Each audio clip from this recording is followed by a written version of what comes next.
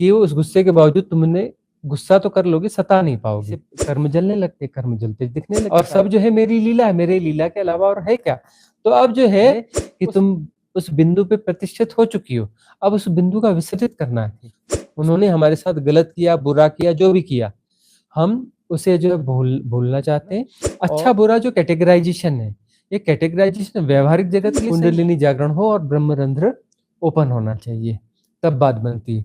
यदि नीचे के और एक प्रश्न है, हाँ, परिवार में एक दो सदस्य ऐसे हैं जिनका चेहरा भी नहीं देख पाती और मन करता है कि कभी उनके सामने ना जाऊं। जब से शादी हुई है तभी से पता है कि कुछ कर्म प्रारब्ध हो गए। क्षमा याचना मंगल कामना वाली साधना करते समय बहुत क्षमा मांगती हूँ उनसे, लेकिन अभी भी यह भाव आता है मेरे मन में कि उनका चेहरा ना देखो।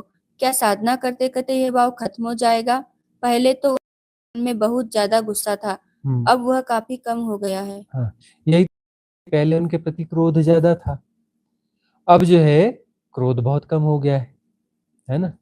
तो ये क्षमा याचना मंगल कामना की ध्यान विधि कितना काम कर रही है, देखो जादुई तरीके से काम कर रही है ना। उनके साथ बहुत सारे कर्म हमारे पिछले जन्मों के बहुत सारे, उन्होंने तुम्हें सताया है, उन्होंने तुम्हें पिछले जन्म में सताया है, इस जन्म में तुम्हारा गुस्सा है। कर्म प्रारब्ध ये था कि तुम्हें इस बार उन्हें सताना है, और लेकिन पिछले जन्म में भी वो बलवान थे, इस जन्म में भी वो बलवान है। परिस्थितियां ऐसी हैं कि तुम उन्हें सता नहीं पाओगी, लेकिन तुम्हारी साधना भी ऐसी है कि वो उस गुस्से के बावजूद तुम उन्हें गुस्सा तो कर लोगे, सता नहीं पाओगी। अब जो है उनसे कर्म प्रारब्ध को निपटाना है। कैसे निपटाना है? उनको सता के नहीं निपटाना है। कैसे निपटाना है? मंगल कामना क्षमा याचना, जाओ तुम्हारा मंगल हो। क्षमा उनसे मांगो भी और क्षमा दो भी। एक्चुअली उन्हें क्षमा देना है, पिछले जन्मों में उन्होंने तुम्हें सताया था, उन्हें क्षमा देना है। मंगल कामना दो और बोलो जाओ तुम्हें क्षमा किया, जाओ तुम्हें क्षमा किया, तुमने जो किया होगा सो किया होगा, चलो सब जो भी बिगाड़ा होगा बिगाड़ा होगा, ठीक है, तुम्हारा मंगल हो, तुम्हारा कल्याण हो, और मैं तुम्हें क्षमा करती हूँ। इस प्रकार से उन्हें क्षमा भी दो। क्षमा मांगना भी चाहिए, क्षमा देना भी चाहिए, क्योंकि लेन देन जो भी हो, सारा लेन देन हिसाब किताब क्लियर होना चाहिए। कर्म प्रॉपर डिलीट हो जाना चाहिए, डिजॉल्व हो जाना चाहिए, सारे कर्म प्रारब्ध डिजॉल्व होना चाहिए। तो ये तो बड़ी चमत्कारिक विधि है, मंगल कामना क्षमा याचना ध्यान विधि। वो तो लिंक वगैरह इसमें डाली जाती हैं, जिनको भी चाहिए तो उसमें सारे 76 ध्यान की विधियां हैं, उस वो लिंक से वो उसको कर भी सकते हैं। अगला प्रश्न सुपर्वा पात्रा भुवनेश्वर उड़ीसा से। गुरुजी प्रणाम। Today I feel my Vishuddhi chakra and Sahasrara chakra activation, constantly feel pressure on Agya Chakra, feel deep breathing not from nose but from elsewhere. Now I feel calm. बहुत अच्छा अनुभव है कि सारे अपर चक्रास जो है एक साथ एक्टिवेट हो गए, सारे अपर चक्रास। कितनी सुंदर घटना घटी है सुपर्वा, इसी दिन की तो हम प्रतीक्षा कर रहे थे। सुपर्वा हम सब काफी दिनों से जुड़ी हुई है, काफी पहले से जुड़ी हुई है, और साधना इनकी बहुत अच्छी जा रही है। अब जो है कि वह जो केंद्र है श्वसन का, वह केंद्र थोड़ा बदल गया है और गहरे चला गया है, बहुत अच्छी बात है। तो इसका जितना भी वो श्वसन का केंद्र नीचे जाएगा ना, उतनी ज्यादा शांति महसूस होगी। तो कह रही आई फील काल्म, शांति महसूस होगी, क्योंकि श्वसन का जो केंद्र नीचे जा रहा है और तीनों चक्र एक्टिवेट हो रहे हैं, तो इसकी क्लिंजिंग हो रही है, बहुत अच्छा है। मंगल कामना। संदीप श्रेष्ठा जी का सवाल है, नमस्ते गुरुजी। जब मैं कर्म शुद्धि ध्यान कर रहा था, उसी क्षण जब अवचेतन मन में अग्नि प्रज्वलित हुई तो वो चरम बिंदु आया। मैंने विचारों की एक श्रृंखला देखी, वह ऐसी थी जैसे मोतियों की माला हो। हर मोती मेरे एक पैटर्न का प्रतीक था। यह श्रृंखला अनंत थी, लगातार। जैसे एक मोती जलने लगा, बाकी भी श्रृंखला में जलने लगे। यह एक श्रृंखलाबद्ध प्रतिक्रिया बन गई। उसी समय मेरे भीतर डर शुरू हुआ, अगर सब कुछ जल गया तो तुम्हारा क्या होगा? मैंने प्रतिक्रिया दी, जैसे कि मरने का डर हो। मैं सब कुछ था, लेकिन मेरा डर मुझे रोक रहा था। गुरुजी, इस प्रक्रिया में साहस कैसे बढ़ाऊं? अब यह देखो कि इस विधि ने कितना अच्छा काम किया संदीप के जीवन में, कि जो सारे कर्मों की श्रृंखला है, उसमें सारे कर्मों की श्रृंखला को हम जला के नष्ट कर देते हैं, है ना। और वह विधि तो ऐसी है कि साहस यदि प्रॉपर हो, विधि को प्रॉपर किया जाए, श्रद्धा पूरी हो, तो एक बार में सारे कर्मों को जला सकते हो, एक सिटिंग में पूरे कर्मों को जलाया जा सकता है, पूरे कर्मों से मुक्त हुआ जा सकता है एक सेटिंग में। संपूर्ण श्रद्धा की बात होनी चाहिए, पूरी पूर्ण श्रद्धा यदि हो, अपने आप को पूरा दांव पे लगाओ तो। अब संदीप श्रेष्ठ को जो हम देख रहे हैं, उसकी साधना ठीक चल रही, काठमांडू में रहते हैं, तो इनकी साधना बहुत अच्छी चल रही। युवा है संदीप, बहुत युवा है, दांव लगा रहा है, ठीक दांव लगा रहा है, लेकिन दांव पूरा नहीं लग पाया, थोड़ी सी कमी रह गई, थोड़ी सी कमी रह गई। कहाँ कमी रह गई? कि वहां पर मृत्यु का बोध जो आ गया, वहां घबरा गया। मृत्यु तुम्हारी नहीं होगी, मतलब तुम्हारे शरीर की मृत्यु नहीं होने वाली है, मृत्यु होगी अहंकार की। अहंकार क्या है? सारे कर्मों का जोड़ है। और वैसा ही घटा, ये जो कर्म जल रहे हैं फटाफट जलने लगे, विधि का प्रयोग किया, उस विधि से कर्म जलने लगते, कर्म जलते दिखने लगे, सारे पैटर्न जलने लगे। अब ऐसा लगा कि सारे कर्म तो अभी आज के आज ही जल जाएंगे, और सारे कर्म जल गए, इन कर्मों का जोड़ ही तो मैं हूं, है ना? सारे कर्मों का जोड़ ही तो मैं हूं, और अभी कि सारे कर्म जल गए तो फिर मैं कहां बचूंगा पीछे? तो झूठ के रूप में संदीप तुम ना बचोगे, नाम रूप के रूप में तुम, परमात्मा के रूप में तुम बचोगे, शुद्ध होकर निखर कर बचोगे। और यही तो साधना है ना, कि मेरा अहंकार चला जाए, और अहंकार जलने के बाद में मैं विशुद्ध रूप से रहूं। अहम ब्रह्मास्मि, है ना? और अब अहम ब्रह्मास्मि से भी ऊपर उठोगे तो शिवोहम शिवोहम। तो ये बहुत सुंदर घटा है। अब एक बार तुम लौट तो आए संदीप, तुम साधना की उस पीक पे गए, बड़ी सुंदर घटना घट रही थी, आधी घटना घटी, तुम लौट आए भय के कारण। अब जो है फिर से हम तुम्हें साहस देते हैं और भरोसा देते हैं तुम्हें कि तुम घबराओ मत, कल्याण होगा, मंगल होगा। फिर से उस साधना विधि में जाना, इस बार सारे कर्मों को जला देना, और उस कर्मों को जीवन में भोगने की जरूरत नहीं है, जन्म जन्म भोगने की जरूरत नहीं। एक बार उस ध्यान साधना की विधि में प्रयोग में चले जाओ, और जो है उस कर्मों को सबको जला दो। कल्याणकारी विधि है। ये विधियां ऐसे ही नहीं दी गई हैं, यह निमित्त के रूप में आई हैं। इसमें समस्त उच्च लोक के देवता समाहित हैं, इन विधियों को हमारे माध्यम से आई हैं, लेकिन आई ये सब वहीं से है ना? इसमें divine cosmic energy support system involve है। एक बार की सीटिंग में ही सारे कर्मास जल सकते हैं, एक बार की सीटिंग में भी। तुम्हारा दांव पूरा होना चाहिए, तुम्हारी श्रद्धा पूरी होनी चाहिए। तो संदीप, हमारी आशीष है, हमारे आशीर्वाद हैं, इस विधि में फिर से जाओ और डरना नहीं। याद करना, गुरु गोरक्षनाथ जी की वाणी याद कर लेना कि यह वह मृत्यु नहीं है। मरो हे जोगी मरो, मरो हे जोगी मरो, मरो मरण है मीठा, तिस मणि मरो जिस मणि गोरख मरी दीठा। ऐसा बोलने के बाद में भी तो गोरक्षनाथ जी बोल ही रहे ना, तो मरा कौन? गोरक्षनाथ जी तो खड़े हैं और अपना बोल रहे हैं कि मरो हे जोगी मरो, जैसा मैं मर के देखा। मरने के बाद में गोरक्षनाथ जी खड़े, मतलब ब्राह्मण होके खड़े, द्विज होके खड़े। झूठ मरेगा और तुम्हारा फिर से पुनर्जन्म होगा। तुम जो है झूठ के रूप में मरोगे और सत्य के रूप में पैदा हो जाओगे, वहीं के वहीं पैदा हो जाओगे, द्विज हो जाओगे। तो इस विधि से तुम द्विज होके पैदा होगे, तुम ब्राह्मण होके पैदा होगे। कौन से? ब्रह्म होके पैदा होगे, अहम ब्रह्मास्मि तुम उद्घोष कर पाओगे। तो जो है डरना नहीं, जो मृत्यु होगी ना वह तुम नहीं हो, वह झूठ है, आज नहीं कल उसे विदा होना ही है। क्यों उसको बचा रहे हो, क्यों घबरा रहे हो? ज्योति सिंह का प्रश्न आ रहा है उत्तर प्रदेश से। वंदन स्वामी जी, जब अंतिम लक्ष्य महापरिनिर्वाण है तो अनागामी लोक में हायर बीइंग्स क्यों रुक जाती हैं? क्या ये उनकी फ्री विल है? देखो, उनकी फ्री विल है, यह इस तरीके भी से हम कह सकते हैं, वास्तविक बात यह नहीं है। अनागामी लोक में जाने का कारण यह है कि साहस की थोड़ी कमी है साधना में, कि हम अपने आप को पूरी तरह से डिसॉल्व नहीं करना चाहते। पूरी तरह से डिसॉल्व करेंगे तो क्या हो जाएंगे? परमात्मा हो जाएंगे। परमात्मा को छुआ नहीं जा सकता, परमात्मा हुआ जा सकता है। तो परमात्मा होने से हम ज्यादा डरते हैं कि हम तो नहीं रहेंगे, परमात्मा रहेगा। अरे परमात्मा, तुम ही परमात्मा हो जाओगे। क्यों? क्योंकि वास्तव में तुम्हारा होना परमात्मा ही, तुम परमात्मा ही हो। भूल गए हो अपने आप को, तुम अपने आप को भूल गए हो। वह सुरति वह स्मृति पैदा करनी है साधना के माध्यम से। अरे मैं ही तो हूं, दूसरा कोई था कहाँ? और सब जो है मेरी लीला है, मेरे लीला के अलावा और है क्या? तो अब जो है उसमें सेपरेशन को प्योर 100% डिसॉल्व करने से भय होता है। यदि अंश, थोड़ा सा अंश बाकी रह गया ना, थोड़ा सा अंश बाकी रह गया, अपने आप को पूरी तरह से डिसॉल्व नहीं कर पाए, तो फिर उच्च लोक के देवता बनोगे। कौन से उच्च लोक के देवता बनोगे? सबसे ऊपर वाले उच्च लोक के देवता बनोगे। ऊपर के थोड़े से लोक होते हैं, कुछ डायमेंशंस होती हैं, 64 डायमेंशंस है ना, तो ऊपर की जो थोड़ी सी लेयर की डायमेंशंस होती हैं उन्हें कहा जाता है अनागामी लोक, यानी कि वहां से वापस नीचे जन्म नहीं होता। और बीच के जो लोग हैं उच्च लोक के देवताओं के, तो देवता भी तरसते हैं इस धरती पर जन्म लेने के लिए, है ना, और वो जन्मते भी हैं। अब वहां के टाइम जोन को जिएंगे, वहां का टाइम जोन लंबा है, उसको जीते हैं, फिर वापस वो परिस्थिति बनती है तो यहाँ पर जन्म लेते हैं। तो यहाँ पर जो जन्म लेते हैं फिर अपना साधना करते हैं कि अब जो है साधना मुक्ति की साधना करनी है।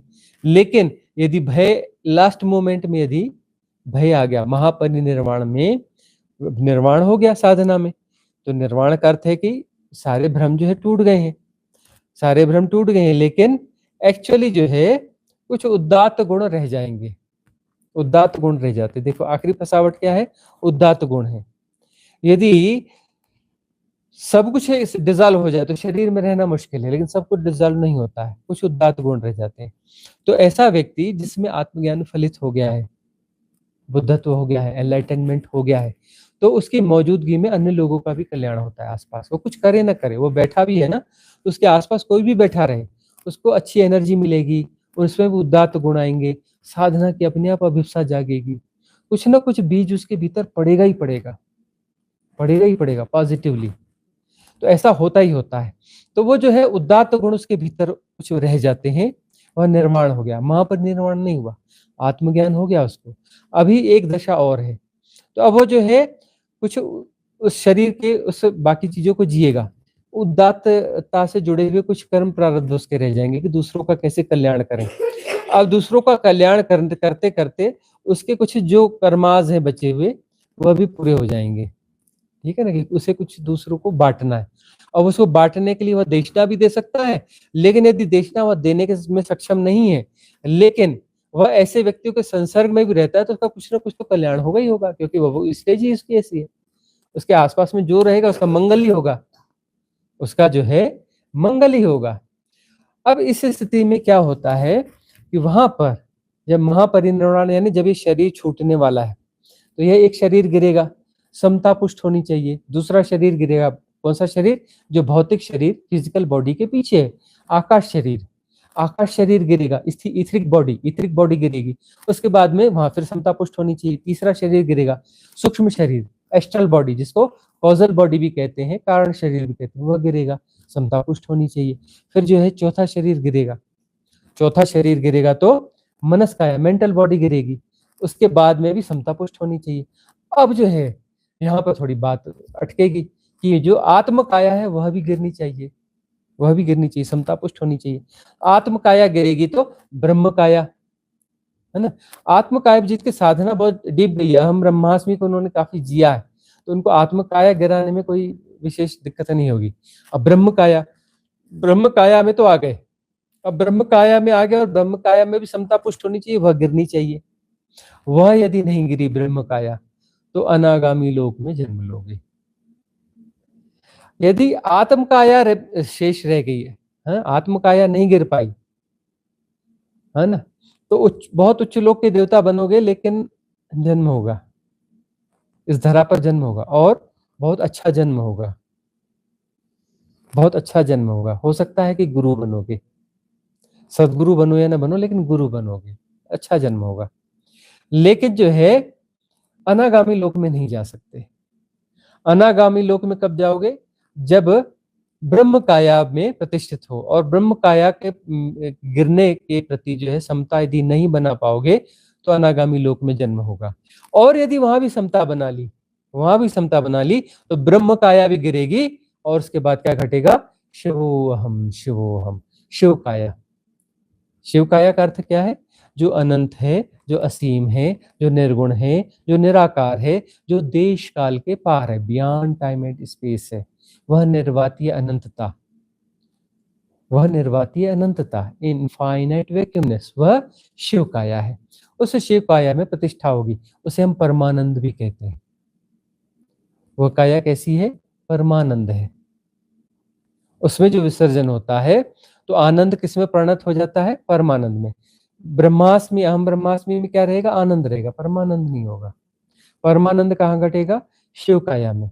और परमानंद कैसा होता है? लगातार विस्तारित, और परमानंद से और बड़ा परमानंद, और बड़ा परमानंद मतलब आनंद परम की ओर गतिमान है, वो ये अनंत प्रक्रिया है। आनंद बड़ा ही होते जाएगा, बड़ा ही होते जाएगा, फैलता ही जाएगा, फैलता ही जाएगा, फैलता ही जाएगा, ठीक है ना। और वह आनंद बिल्कुल वो शाश्वत प्रक्रिया है। परमानंद यानी एक शाश्वत प्रक्रिया है परमानंद की।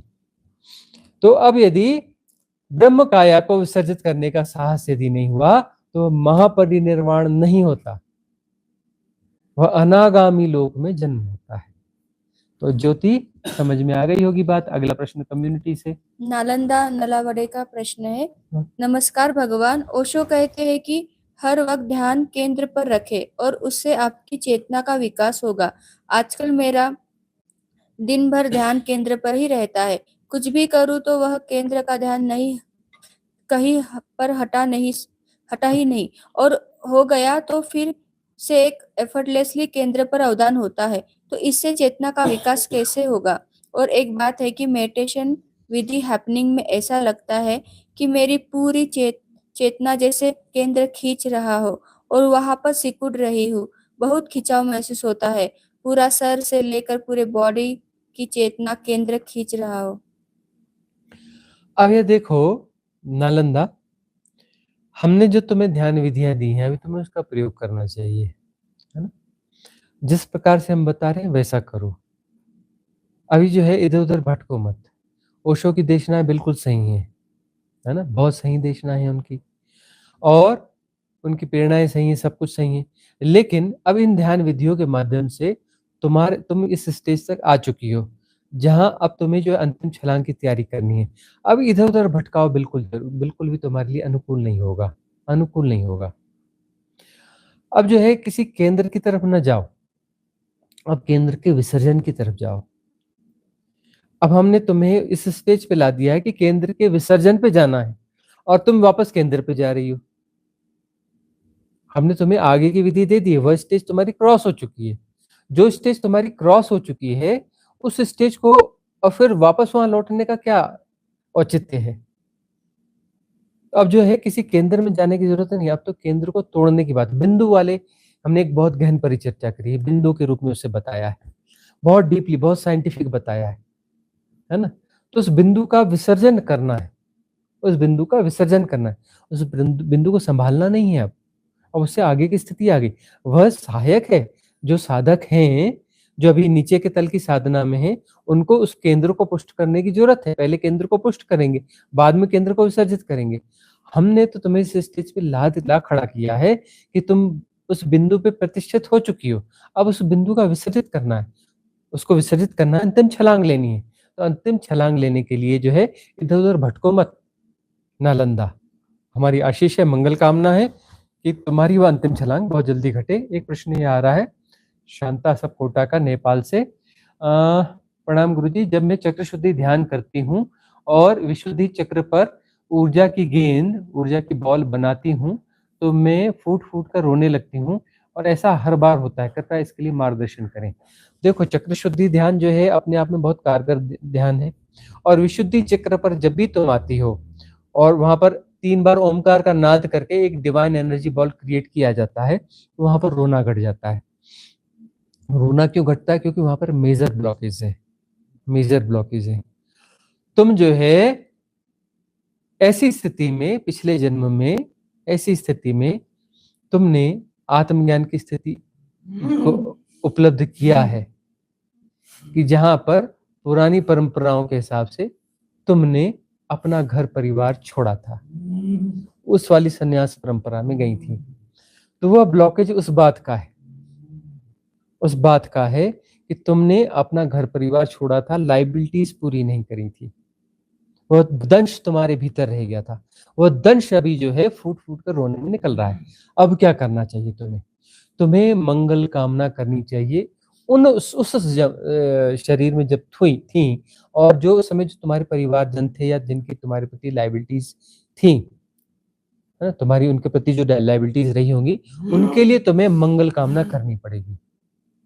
मंगल कामना बहुत गहराई से करना, उनका जहां भी हो, जहां भी उनका जन्म हुआ हो, उनका मंगल हो, उनका कल्याण हो, उनके जीवन में साधना फलित हो, उनके जीवन में मुक्ति फलित हो, उनका सब प्रकार से मंगल हो, सब प्रकार से कल्याण हो, और उनसे क्षमा याचना भी कर लेना। तो मंगल कामना क्षमा याचना ध्यान की विधि दी हुई है, उसका प्रयोग नियमित रूप से करो। 21 दिन तक करो और 21 दिन तक थोड़ा उसको इंटेंस कर लो और टारगेटेड कर लो। मंगल कामना एक कौन सी की जाती है? सबका मंगल हो, सबका कल्याण हो। यहाँ पर क्या करना? टारगेटेड कर लेना कि उस जन्म के जो वो लोग हैं, प्रियजन हैं हमारे, उनको टारगेटेड कर दो कि उनका मंगल हो, उनका कल्याण हो और उनसे क्षमा याचना कर लो। तो विशुद्धि चक्र का वो जो ब्लॉकेज जो दूर नहीं हो पा रहा है वह दूर हो जाएगा। इंदौर से कविता घारपुरे जी का प्रश्न है। प्रणाम गुरुजी। गुरुजी, जब मैं साधना कर रही थी, विधि खत्म होने वाली थी कि अचानक मुझे ऐसा लगा कि आप सामने खड़े हैं और मैं डर गई कि गुरुजी कैसे आ गए, जबकि मेरी आंखें बंद थी। आप मुझे देखकर मुस्कुरा रहे थे। गुरुजी, क्या मैं आपको मिस कर रही हूँ? क्योंकि सपने में मुझे रिट्रीट के बार का सपना इतना सुंदर था कि सभी साधक आपके साथ घूमने जा रहे हैं और जहां आप लेकर गए वो जगह इतनी सुंदर थी, ऐसा लग रहा था कि वो जगह इस धरती की ही नहीं, अद्भुत थी वह जगह। उस जगह के बारे में पता नहीं, किसी किसी के यहाँ लेकर गए थे। वहां अचानक मेरा मन हुआ साधना करने का, तो मैंने आपसे पूछा, गुरुजी क्या मैं यहाँ साधना कर सकती हूँ? पर मैंने कहा, गुरुजी यहाँ तो बहुत शोर हो रहा है। तो आपने मुझे कहा, किस चक्कर में पड़ी हो, छोड़ो ये सब। फिर मैं साधना करने बैठ रही थी कि अचानक मेरी आंखें खुल गई। गुरुजी, ये सारी कहानी कुछ कह रही है या कुछ नया जाल बुन रही है? इस प्रकार की स्थितियां घटने लगती हैं। अब यहाँ पर देखो कि रेजोनेंस कविता का हमारे साथ बहुत गहरा हो गया है। तो एक स्थिति में जो सूक्ष्म प्रेजेंस मिलती है, सूक्ष्म प्रेजेंस जो है मिलती है, तो हमारी सूक्ष्म प्रेजेंस जो है उस समय कविता को मिली। तो वहां पर जो है उसके मन ने उसे ग्रहण किया और हमारी छवि उसे दिखाई दी।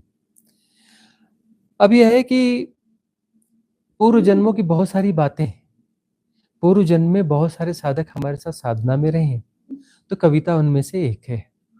तो इसलिए जो है उसको इतने उदात्त तरीके से यह चीज घट रही है कि उसे रिट्रीट में होना चाहिए, रिट्रीट में साधना में शामिल होना चाहिए। परिस्थितियां उसकी उतनी अनुकूल है नहीं कि वह आ सके, लेकिन उसके भाव सघन है। तो अब वह जो है इस प्रकार की घटनाएं घटती हैं, इसे जो है पूरी तरह से काल्पनिक नहीं मानना चाहिए, पूरी तरह से काल्पनिक नहीं है। इसमें कुछ जो है अनुभूतियां भी शामिल हो जाती हैं। ऋतु रानी का प्रश्न आ रहा है। प्रणाम स्वामी जी, मेरा प्रश्न यह है कि मेरे विचार जीवन में पीछे की तरफ चलते हुए लग रहे हैं। मैं वही जीना चाह रही हूँ जो पीछे जी के आई हूँ, कृपया मार्गदर्शन करें। इसमें देखो, मन तो वही है जो पीछे पीछे लौट के देखता है और उसको फिर से जीना चाहता है, उस भूत को भविष्य में दोहराना चाहता है या किसी भूतकाल की घटना को दबाना चाहता है। इसे ट्रामास होते हैं और कहीं आकर्षण होते हैं, फिर से जीना चाहता है। तो मन तो ऐसा ही है। अब यहाँ पर क्या होता है कि यही एक प्रक्रिया भी है कि ठीक है, तुम जीना चाहते हो तो फिर से जियो, लेकिन सजगता के साथ। तुम उसे फिर जीते हो बेहोशी के साथ में, बेहोशी के साथ जीते हो तो लेसन कंप्लीट नहीं होता, लेसन कंप्लीट नहीं होता। कर्मास जो है कंटिन्यूएशन में बने रह जाते हैं। कर्मास कटेंगे कैसे? उसे फिर से जीना है तो जी लो, कोई बात नहीं, लेकिन संपूर्ण होश के साथ, एसोसिएट होके नहीं, साक्षी भाव से, है ना, सम्यक बोध के साथ उसे फिर से जीना है। उसे फिर से जिएंगे तो वह कट जाएगा, वह कर्म जो है कट जाएगा। ठीक है ना? तो फिर से ऐसा कर लो। यूएसए से रूपा जी का प्रश्न है। स्वामी जी, मंगल कामना ध्यान करते समय अभी शांत हो गई हूँ। अभी शरीर से कुछ बाहर निकल रहा है ऐसा लगता है। जिला जिन्हा जिन्हा तालू से जुड़ती है, सफोकेशन होता है, श्वास रुक जाती है, मुंह से कुछ निकलने की कोशिश होती है। जिह्वा तालू से चिपक जाती है तो बहुत अच्छी घटना है, यह संकेत है कि ध्यान घटता है। जब भी ध्यान घटेगा तो उसके कुछ चिन्हों में पहला चिन्ह यह होता है, जिह्वा तालू से चिपक जाती है। और कुछ लोगों की क्या होती है कि जिह्वा मुड़ करके पीछे चली जाती है, खेचरी मुद्रा में चली जाती है। तो ये संकेत होता है कि ध्यान घटा। तो जिह्वा तालू से लग रहा है तो बहुत अच्छा संकेत है। अब जो है इनके साथ ये है कि कुछ निकलना चाहता है। इनके ट्रामास जो है बहुत कट चुके हैं और बहुत ज्यादा कुछ हल्के हो चुके हैं। क्षमा याचना मंगल कामना ध्यान हमने रूपा को कहा था कि इसको कंटिन्यू करते रहना। तो जो ट्रामास इतने गहरे हैं जो घटे थे और पिछले रिट्रीट में इनके ट्रामाजो क्लियर भी हुए, तो उसके कुछ माइनर अंश शेष रह गए हैं। तो वो जो शेष रह गए हैं तो उसको बार-बार मंगल कामना, क्षमा याचना ध्यान के द्वारा किया जा सकता है। हम फिर से रूपा को समझाएँगे कि क्षमा माँगना भी और क्षमा देना भी है, कि कुछ जगह पर जो ब्लॉकेज फँसे क्षमा नहीं देने के कारण है। तो क्षमा उसमें देने में भी एम्फेसिस होना चाहिए, क्षमा हो, हम तुम्हें क्षमा देते हैं। उन सारे लोग क्षमा देते हैं जिन्हें हम क्षमा नहीं कर पाए थे। उन्होंने हमारे साथ गलत किया, बुरा किया, जो भी किया, हम उसे जो है भूलना चाहते हैं और इस कर्म को मिटाना चाहते हैं और हम क्षमा देते हैं। क्षमा माँगना भी है, जहाँ हमारे द्वारा किसी से गलत हुआ हो, और किसी ने हमारे प्रति गलत किया है तो हम उसे क्षमा देना चाहते हैं। क्षमा दे देंगे तो कर्म कट जाएगा, वो कर्म कट जाएगा और ये ज़्यादा आसान होता है यदि हम क्षमा दे पाएँ तो। सचमुच में यदि क्षमा दे पाएँ और उसके जो इम्प्रिंट्स हैं सबकॉन्शियस माइंड में, सम्यक क्षमा से इम्प्रिंट्स मिट जाएँगे। जब मिट जाएँगे तो उस कर्म को न हमें भोगने की ज़रूरत है और न उसे हमारा कोई लेन-देन बचा, न उसे भोगने की ज़रूरत है। तो सारे इस प्रकार के कर्म यदि क्लीन हो जाते हैं, तब फिर जो है ये श्रृंखला खत्म हो जाती है, खेल खत्म हो जाता है। रंजीता शर्मा एक प्रश्न और पूछ रही है, स्वामी जी आजकल साधना करती नहीं हूँ, साधना अपने आप सहजता से होने लगती है और मैं आंखें बंद करके बैठ जाती हूँ। ठीक है, ऐसा घट रहा है तो बहुत अच्छा है, लेकिन फिर से बोले रंजीता, बीच-बीच में जैसे अनुकूलता हो, इंटेंस मेथड का प्रयोग करते चलना, इसका प्रयोग करना पड़ेगा। ठीक है, साधना तुम्हारी अच्छी जा रही है, बहुत अच्छा है। अगला प्रश्न कम्युनिटी से सोनिया बोलो। रानी जी का प्रश्न है, हाँ। प्रणाम प्रभु। आज सुबह ध्यान के बाद जब लेटी तो अपने आप को आकाश में देखा। एक बहुत बड़ा पेड़ था, मैंने उसे हिलाया, सारा आकाश हिलने लगा और मैं ध्यान मुद्रा में आकाश में उड़ने लगी। तब तो आपने वीडियो में ग्रुप फोटो लगाई हुई है, आप सभी आकाश में थे। जब मैं ध्यान मुद्रा में आपके पास पहुंची तब आपने अपने मस्तक से मेरे मस्तक को ये टच। प्रश्न लिया जा चुका है पहले ना, इस प्रश्न को लिया जा चुका है। ये 2 बार डाला है आज हाँ, ही। हाँ। तो वो जो है पिछले किसी सेशन में आया जो लाइव नहीं था, तो उसमें जो है वो 1-2 दिन में उनको मिल जाएगा। अनीता कदम का प्रश्न है, नमस्ते गुरुजी, मेरा ध्यान अच्छा लगता है, खाना खाते वक्त कंठ में दर्द सा होता है, ऐसे ध्यान करते वक्त होता है, क्या मेरी ऊर्जा कंठ तक पहुंच गई है? प्लीज मार्गदर्शन करें। हाँ, विशुद्धि चक्र तक जो है पहुंच तो गई है, लेकिन जो है वहां पर कुछ ब्लॉकेज हैं और ब्लॉकेज को दूर करने के लिए चक्र शुद्धि ध्यान का प्रयोग करो, उस डिवाइन बॉल को वहां क्रिएट करके उस ब्लॉकेज को वहां से क्लियर कर लो। एक प्रश्न ये आ रहा है कि समता में पुष्ट करना क्या है, इसको समझाएं। समता को कैसे पुष्ट किया जाए, इसको समझाएं।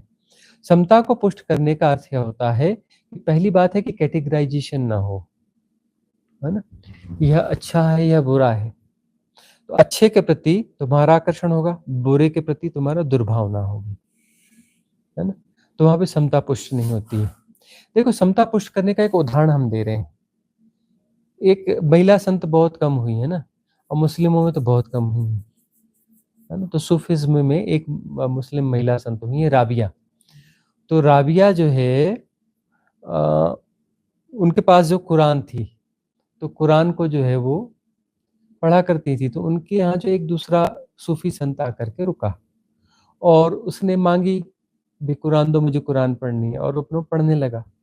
तो पढ़ते पढ़ते जो है वहां पर जो है अपना एक वचन लिखा था कि शैतान को घृणा करनी चाहिए, और राबिया ने जो है, हसन था वह संत, तो उसने क्या किया कि उसको काट दिया था, पेन से काट दिया था। तो उसको बड़ा गुस्सा आ गया हसन को, बोले तू कुफ्र करती है, तू पाप करती है, तू कुरान के वचन में परिवर्तन करती है, तेरी हिम्मत कैसे हुई, तूने ये क्यों किया? तो राबिया ने कहा कि मुझे बात समझ में ही नहीं आई कि शैतान से घृणा करो। शैतान से घृणा करो, घृणा तो मैं कर ही नहीं सकती, और शैतान है या क्या है, मुझे क्या लेना देना, कौन है क्या है, मैं घृणा नहीं कर सकती, मुझे तो प्रेम आता है, मुझसे प्रेम बढ़ता है, बात खत्म है, प्रेम कर सकती हूँ, घृणा वृणा तो मैं कर नहीं सकती। अब कुरान में लिखा हो या किसी में लिखा हो, मुझे क्या लेना देना, और वचन मेरे हिसाब से सही नहीं है, मैंने काट दिया उसको। अब वो अपने अंदर की किताब से जी रही है, अपने अंदर की किताब से जी रही है। तो अब देखो समता में पुष्ट हुई ना, और समता में पुष्ट हुआ ना। अच्छा बुरा जो कैटेगराइजेशन है, ये कैटेगराइजेशन व्यवहारिक जगत के लिए सही है और उसका प्रयोग होता रहेगा, लेकिन अंतर जगत की बात क्या होती है कि अच्छा बुरा जो है ये पारिस्थितिक घटना है, ये पारिस्थितिक घटना है, वास्तविक सत्य नहीं है। व्यवहारिक सत्य हो सकता है और उसका उपयोग भी होगा, उस हिसाब से निर्णय लिए जाएंगे, काम होंगे अच्छे बुरे के हिसाब से, कैटेगराइजेशन के हिसाब से सारा संसार चलेगा। लेकिन अपने अंतस्थल की बात करो तो अच्छा बुरा कुछ नहीं होता है, वो अपनी परिस्थिति को जी रहा है, तो परिस्थिति को जी रहा है इसलिए तो द्वैत को जी रहे हैं ना। और यदि यह द्वैत ना हो तो वो और मैं अलग अलग कहाँ है, अलग अलग जो इस कैटेगराइजेशन के कारण ही तो अलग अलग को जी रहे हैं ना। और साधना में जब हम समता को पुष्ट होते हैं, समता को पुष्ट करते हैं, तो इस कैटेगराइजेशन से बाहर आ जाते हैं। बाहर आते तभी तो बनने से प्रतिष्ठित होंगे ना, तो अलग अलग नहीं रहेंगे ना। व्यवहारिक जगत में भले अलग अलग को निभाते रहोगे, अलग अलग को निभाते रहोगे, लेकिन पारमार्थिक जगत के हिसाब से वहां पर द्वैत बचा ही नहीं, समता पुष्ट होगी तभी ना। तो भीतर से सब पता है कि सारे कैटेगराइजेशन सिर्फ जो है एक यूटिलिटेरियन फैक्ट्स है, एक्चुअल फैक्ट्स नहीं है, एक्चुअल फैक्ट्स नहीं है। एक्चुअल फैक्ट क्या है? एक ही है, वननेस, वननेस, सब एक है, दूसरा ही नहीं, टूटा ही नहीं। परमात्मा कभी टूटा ही नहीं, एक ही है। वही उसके होने का ढंग है, निर्वाती अनंतता निराकार, और सगुण भी उसके होने का ढंग है, सब वही है, उसके होने का ढंग वही हो रहा है। उसने सृष्टि बना के से अलग नहीं हो गया, सृष्टा स्वयं सृष्ट हो रहा है, कंटिन्यूअस प्रोसेस है, कभी अलग होता ही नहीं, कभी टूटता ही नहीं हुआ, सब में समाया हुआ है, कण कण में, रोम रोम में राम समाया हुआ है ना। ये समझने की बात यही होती है। सोनम दहरिया का प्रश्न है, प्रणाम गुरुजी, चक्रशुद्धि ध्यान में गुरुजी रोना इतना ज्यादा हो जाता है कि मैं ओम का उच्चारण भी नहीं कर पाती हूँ, कुछ बोलने की स्थिति में नहीं रहती। उस परिस्थिति में ओम का उच्चारण कैसे हो गुरुजी, कृपया मार्गदर्शन करें। उस समय ओम का उच्चारण मानसिक रूप से कर लो। यदि बहुत ज्यादा रोना हो रहा है ना, तो मानसिक रूप से जो है ओम का उच्चारण करें। और जब रोना घटता है तो रोने को ठीक से निकल दें। उसके जीवन के कुछ ट्रामास ऐसे हैं जो बहुत रोने से निकलेंगे, बहुत समय तक इसने अपने आप को दबाया हुआ, ठीक से रोया नहीं, अब इसका रोना घट रहा है, लेकिन इसका उसको ऐसा लगा सोनम को कि मेरा रोने का काम हो गया। ऐसा नहीं है, अभी बहुत कुछ रुदन बाकी है। देखो इस जन्म की घटना नहीं, किस किस जन्म के कौन कौन से ट्रामास है तुम्हें क्या पता, उन सबको निकल जाने दो। रोने से ही निकल रहे हैं ना, रोने से ही साफ हो जा रहे हैं ना, तो बहुत बड़ी कीमत नहीं है ना कि रोने से ट्रामास कट गए। और घट रहा है, साधना में घट रहा है, उसको हो जाने दो, फुल फ्लो में हो जाने दो, फुल फ्लो में हो जाने दो। और तुम्हारे पास तो परिस्थिति है सोनम कि तुम घर में अकेली रहती हो, हस्बैंड जॉब में जाते, बेटी पढ़ने जाती, घर में तुम अकेली रहती हो, तो तुम अपने हिसाब से जो है विधि का प्रयोग कर सकती हो, और एकांत में तुम्हें कोई बाधा भी नहीं है। एक प्रश्न ये आ रहा है शंकर लाल जी का, प्रणाम गुरुजी, कभी कभी आंखों के सामने सब कुछ धुंधला हो जाता है, कुछ वक्त के बाद में सब फिर नॉर्मल हो जाता है, ये क्यों होता है, कृपया मार्गदर्शन करें।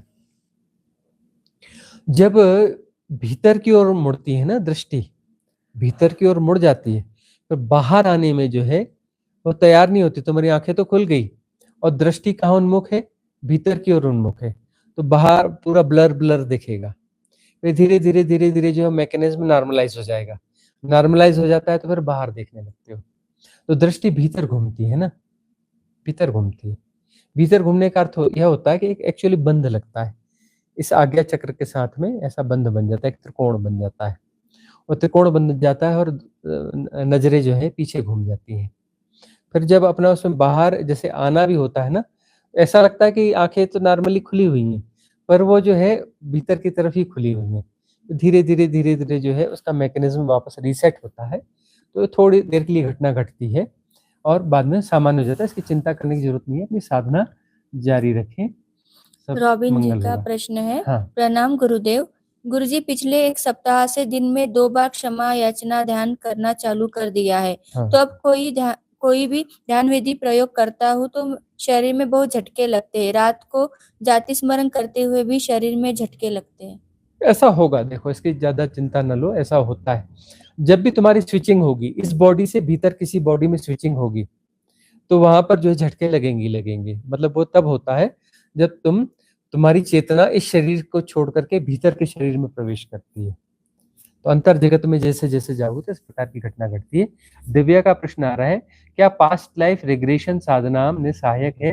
क्या इससे सरेंडर घट जाता है? बिल्कुल नहीं। देखो, पास्ट लाइफ रिग्रेशन के चक्कर में बिल्कुल नहीं जाना, और इससे साधना में कोई भी सहयोग नहीं मिलता है, और इससे सरेंडर जैसी कोई चीज नहीं घटती। इसके लिए हमने जाति स्मरण की ध्यान विधि दी है, जो अपने घर में तुम खुद कर सकती हो, अपने घर में खुद ही कर सकती हो, विधि दी हुई है, उस विधि का प्रयोग करो। यहाँ पर उसकी लिंक डाली हुई है, इसमें सारी ध्यान विधियों के पीडीएफ है, तो उनको जो है उसको डाउनलोड कर लो, उसका प्रयोग में लाओ।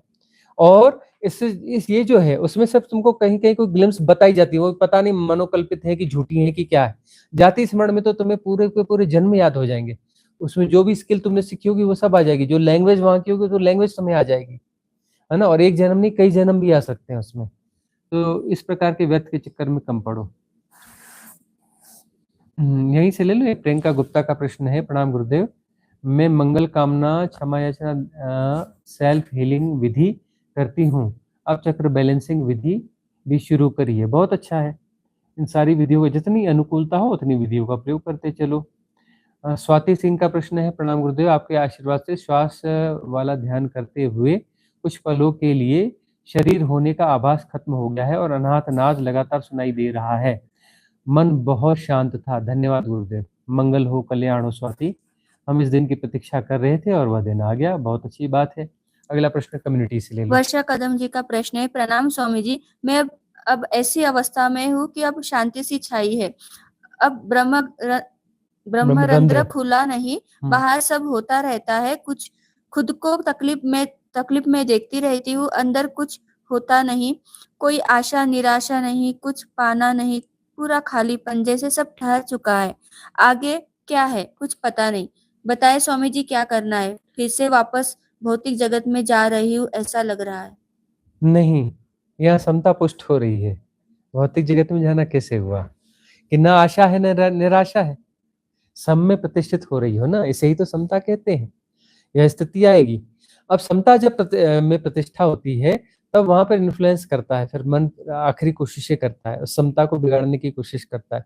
अरे कुछ गड़बड़ तो नहीं हो रहा है, कहीं पतन तो नहीं हो रहा है हमारा, कहीं हम जो है संसार की तरफ वापस उन्मुख तो नहीं हो रहे, है ना। मन इस प्रकार से बरगलाता है, जबकि ये सारे लक्षण कौन से हैं? समता में प्रतिष्ठा के लक्षण हैं। समता पुष्ट हो रही है ना, तो बहुत अच्छा हो रहा है, मंगल हो रहा है। स्वामी जैसे इन्होंने पूछा कि खुद को तकलीफ में भी देखती हूँ। हाँ, तो खुद को तकलीफ में देखने का अर्थ है कि शरीर की जो तकलीफें हैं, शरीर में कर्म प्रारब्ध गुजर रहे हैं, घर परिवार की परिस्थितियां अनुकूल नहीं है ना, तो वो शरीर तकलीफ में है, तो खुद को इन द सेंस उस शरीर को और शरीर में जो घट रहे कर्म हैं उनको तकलीफ में देख रही है ना। उसमें मन भी कहीं इन्वॉल्व होता होगा, मन को भी देख रही है, न ये शरीर है न ये मन है और न ये भाव है, न शरीर है न मन है न भाव है।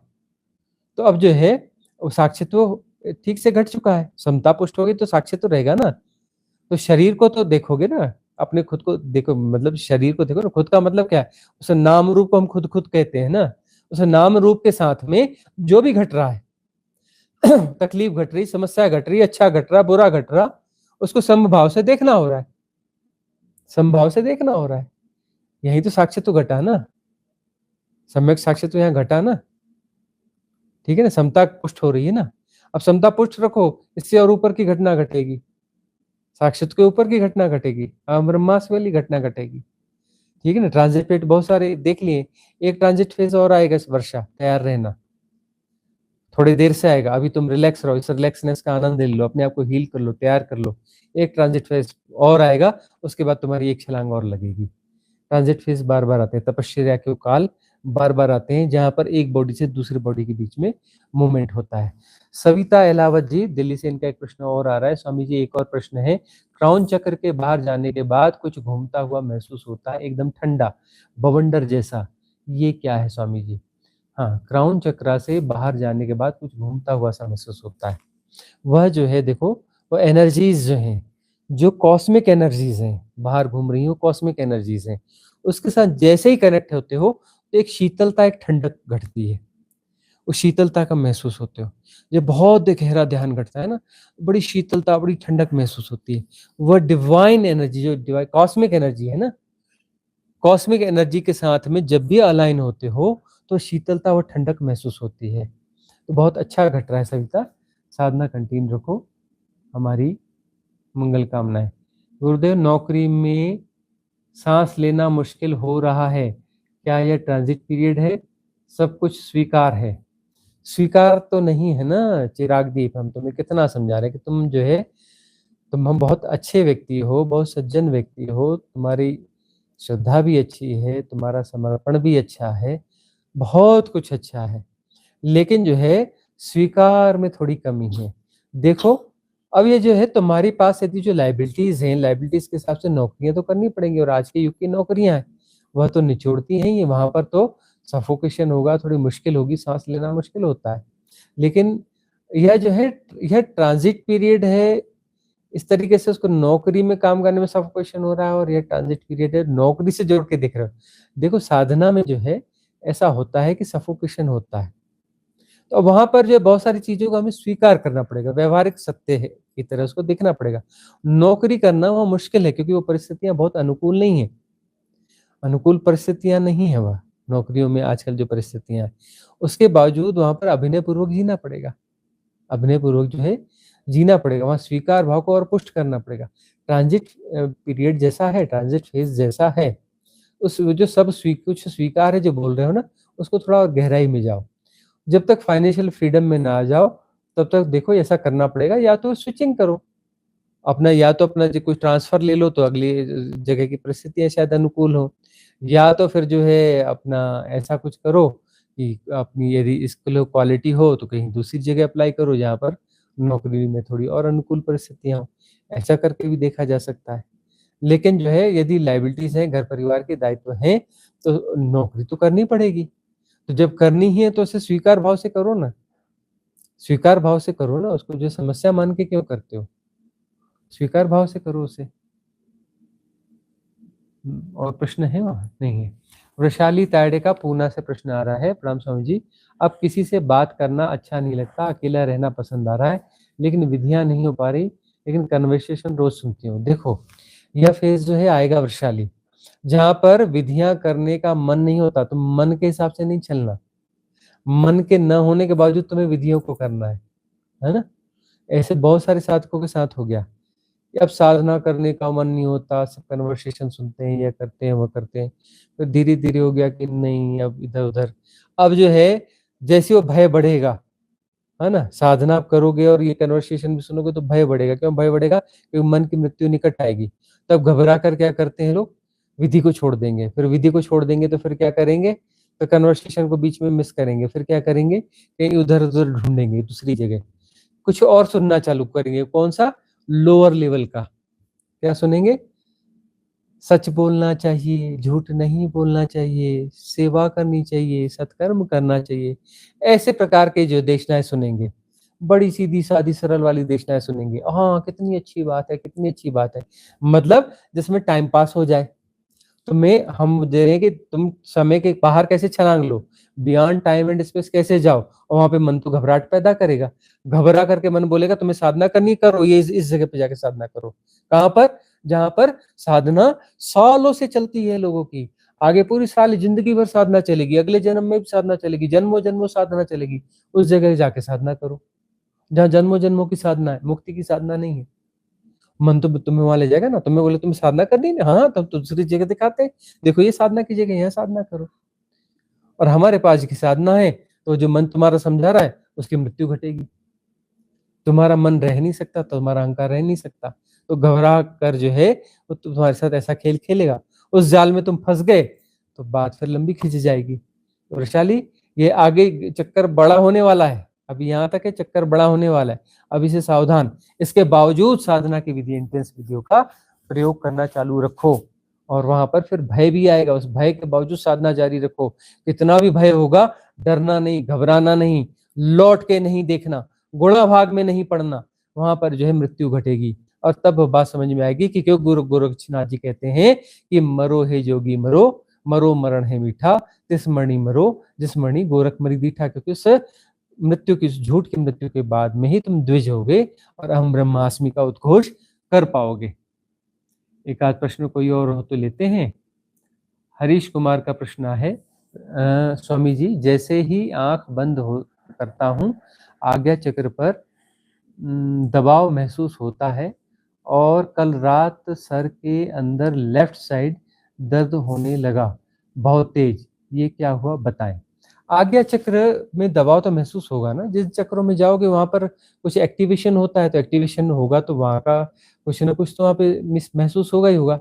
लेकिन अब एक जो दूसरी बात कह रहे हो, यहाँ हम थोड़ा सा चेतावनी देना चाहते हूँ कि जो सर के अंदर लेफ्ट साइड में दर्द हुआ, तो उसको थोड़ा सा देख लेना लेफ्ट साइड में।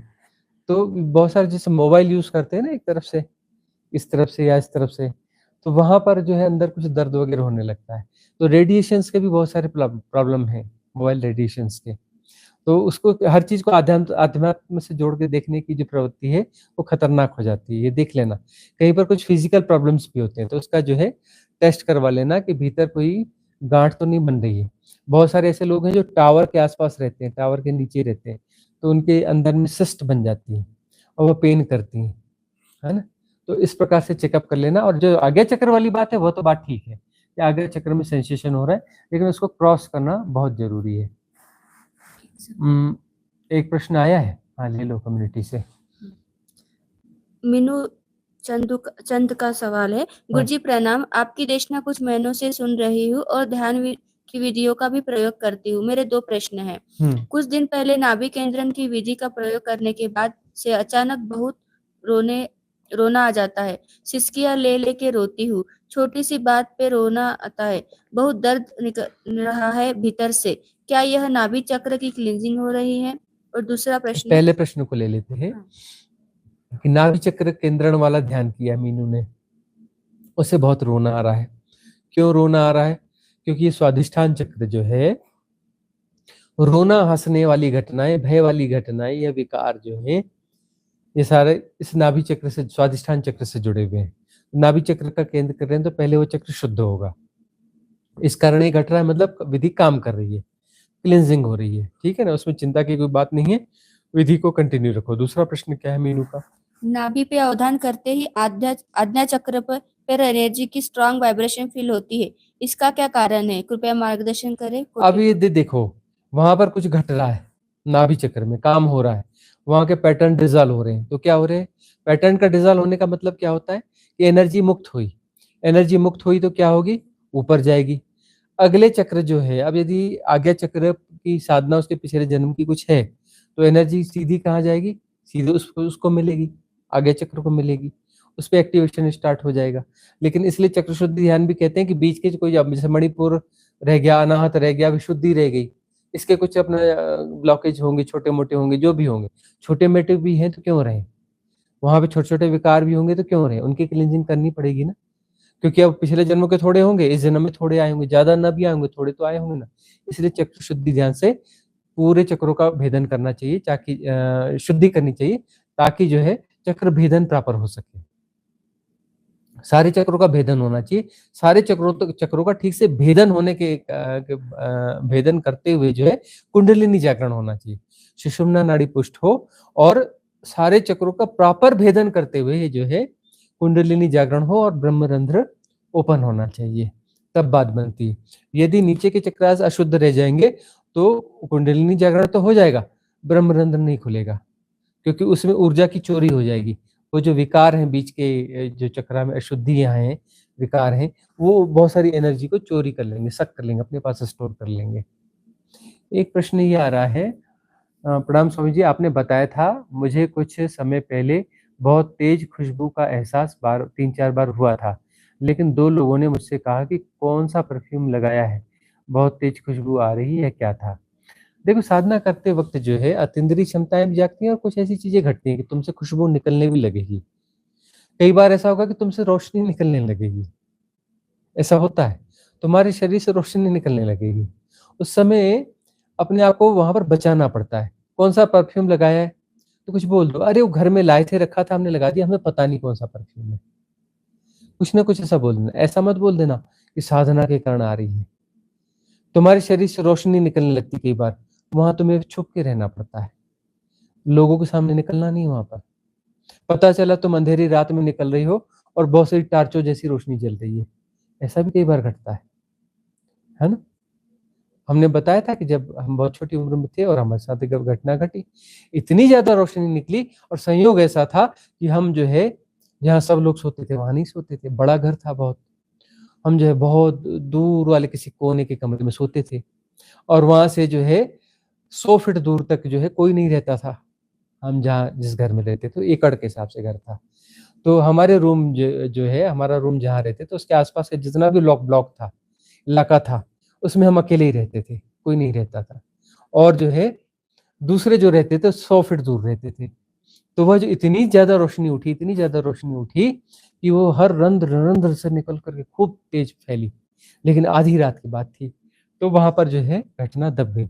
अब ऐसी घटना यदि लोगों के बीच में घट जाए तो क्या होगा? तुम्हें मदारी बना देंगे लोग, हैं? बड़ी तुम्हारी अपना वो चालू हो जाएगी, कोई पूजा करेगा, कोई ये करेगा, कोई वो करेगा और तुम्हारे अंदर जो है विकार ला देंगे, वहम ला देंगे, तुम्हारे पतन का कारण बन जाएँगे। इसलिए जो है कभी भी ऐसी घटनाएँ घटें तो लोगों से कहना नहीं, उसका कुछ न कुछ ऐसा सॉल्यूशन निकाल लेना। बड़ी खुशबू आ रही, कोई परफ्यूम लगाया? हाँ, हाँ, लगाया। कौन-सा लगाया? अरे मुझे पता नहीं, वो घर वालों ने रखा हुआ था, उसमें से कोई एक आध उठा के स्प्रे मार दिया था। इस प्रकार से। हुँ। अगला प्रश्न जो है राजवीर सिंह का है पंजाब से। बाहरी मन, चित्त, बुद्धि, अहंकार और आंतरिक अंतरंग मन, चित्त, बुद्धि, अहंकार का अंतर एक्सप्लेन करें। देखो, जो मन है, बाहरी मन है, बाहरी मन का अर्थ होता है जो अवचेतन मन है, जो इन्फ्लुएंस पे आधारित है। जब भी तुम्हारा मन इन्फ्लुएंस हुआ है और इन्फ्लुएंस होने के बाद उसके डेटाज, उसके इम्प्रिंट्स को भीतर संग्रहित कर लेता है, तो वह अवचेतन मन बनता है, वह बाहरी मन हुआ। और बाहरी मन से जो चीज़ें चल रही हैं, उसका अपना एक चित्त होता है, उसके निर्णय की अपनी एक प्रोसेस होती है, उसका जो है एक अहंकार होता है और इस प्रकार से बात चलती है। आंतरिक मन जो है, आंतरिक मन यानी कॉन्शियस माइंड। अब कॉन्शियस माइंड का जो एक अपना जो है, उसका मन अब उसको मन इसलिए कह रहे हैं, वो मन तब तक है जब तक कि अवचेतन मन है। जिस दिन अवचेतन मन जो है चला जाएगा, उस दिन चेतन मन भी नहीं बचेगा। द्वैत के कारण चेतन मन है। तो चेतन मन एक्चुअली क्या है? यह जो है आत्मा से जुड़ी हुई चीज़ है, सरफेस पर, है ना? और वो द्वंद्व से संभला हुआ है वो मन, चेतन और अवचेतन। तो चेतन बहुत छोटा हो गया है, अवचेतन बड़ा हो गया है। अब जो है चेतन जो है बाहर है और बीच में अवचेतन बाहर है, चेतन बीच में है और इस तरफ क्या है? इस तरफ आत्मा है, भीतर में आत्मा है। तो ये मध्य में चेतन मन है। अब यदि ये मन विसर्जित हो गया, कौन-सा? अवचेतन मन, क्लींजिंग हो गई, तो क्या होगा? अब चेतन मन बचा, तो चेतन मन अकेला बचेगा ना, वो किसमें समा जाएगा? आत्मा में समा जाएगा। मन एक्चुअली जो है आत्मा के सरफेस पर उठी हुई लहरें मात्र है, ठीक है ना? वो लहरें हैं और वो सारा जो मैकेनिज्म है, वही मन, चित्त, बुद्धि, अहंकार, ये सब कुछ होता है। अब ये जो आंतरिक मन हो गया, तो आंतरिक मन वहाँ पर फिर बचता नहीं है और आंतरिक चित्त जो है, आंतरिक चित्त, आंतरिक बुद्धि, इस प्रकार का ना कहकर उसको हम कहते हैं विज़डम। उसको आंतरिक चित्त या आंतरिक बुद्धि या आंतरिक अहंकार ऐसा ना कहकर उसको हम क्या कहते हैं? विज़डम, प्रज्ञा कहते हैं। वह क्या रहती है? प्रज्ञा रहती है। प्रज्ञा कहाँ की है? वो आत्मा से प्रजनित होती है। बोलते हैं ना अंतरात्मा की आवाज़, इस प्रकार का वो प्रज्ञा होती है। तो वहाँ पर जो है प्रज्ञा होती है। ठीक है ना? अगला प्रश्न वहाँ है रॉबिन जी का प्रश्न है, गुरुजी कभी-कभी ऐसा लगता है मैं शरीर के बाहर जा रहा हूँ, लेकिन मन में डर होता है, वापस नहीं आ पाया तो मैं वहीं रुक जाता हूँ। देखो रॉबिन, देखो ये घटना घट रही है, या तो इसे बाईपास कर लो। बाईपास करो तो बाद में कोई पश्चाताप, कोई रिग्रेट नहीं होना चाहिए, है ना? या तो फिर बाईपास नहीं हो रही है, तो डरना क्या है? देखो, अज्ञात जो है ना, अज्ञात डराता है, लेकिन साहस की ज़रूरत होती है। साहस से एक आध बार निकल आओ बॉडी से बाहर। जो ये कॉज़ल बॉडी का अनुभव है, सूक्ष्म शरीर का, एक बार घूम फिर आओ बाहर और चिंता बिल्कुल ना करो, तुम बराबर वापस आ जाओगे इस शरीर में, बराबर वापस आ जाओगे। लेकिन जो इसको एडिक्शन मत बनाना। एक बार बस ठीक से घूम फिर आओ और साधना को फिर आगे बढ़ने दो कि जान लिया, बात खत्म हो गई। एक बार बाहर निकलो कि 100 बार बाहर निकलो, वही घटना है ना, उसको दोहराने से क्या मतलब है? तो एक बार इसीलिए बाहर निकल आओ कि थोड़ा अपने खुद पे भी भरोसा और श्रद्धा बढ़ती है, खुद पर भी। एस्ट्रल ट्रैवल के बाद में कि हाँ ठीक है, कुछ अनुभव होता है। बाकी इसको बाईपास भी किया जा सकता है, कोई ज़रूरी नहीं है। बहुत सारे लोगों के जीवन में ऐसा होता है, एस्ट्रल ट्रैवल हुआ ही नहीं, शरीर से बाहर निकले ही नहीं, आगे की घटनाएँ घट गई। इवन बहुत सारे लोगों के जीवन में अनाथ-अनाथ भी नहीं घटता है ना? बहुत नेसेसरी नहीं है कि सब होगा ही, ठीक है ना? और साधना आगे भी बढ़ जाती है। एक आध लास्ट प्रश्न लिखें क्या? सोनू भट्ट पूछ रहे हैं कि बॉडी वाइब्रेशन होती रहती है 24 घंटे सातों दिन, लेफ्ट ईयर्स में वॉइस बनी रहती है। तो देखो अब धीरे-धीरे जो अनाथ-अनाथ घटने की प्रक्रिया है वह घटने की तैयारी चल रही है।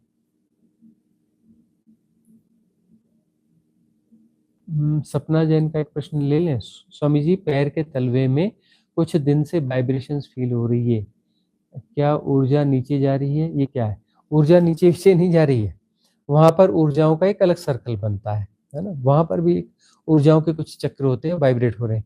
और देखो पैरों में जो है 2 अंगूठे होते हैं, उसके नाखून होते हैं। वो जो नाखून होते हैं ना, वहाँ पर एक्चुअल डोर होता है, जो डिवाइन एनर्जी वहाँ से प्रवेश करती है।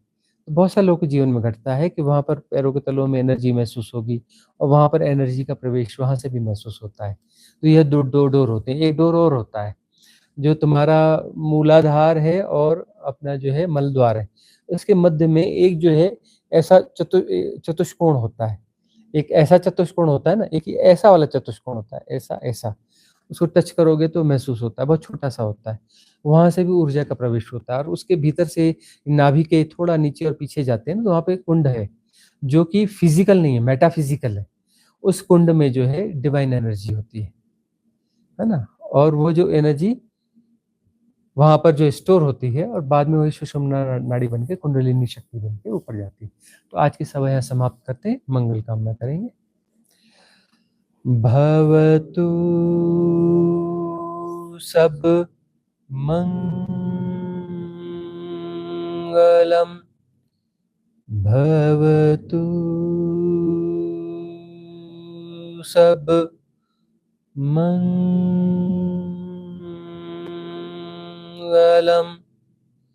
भवतु सब मंगलम।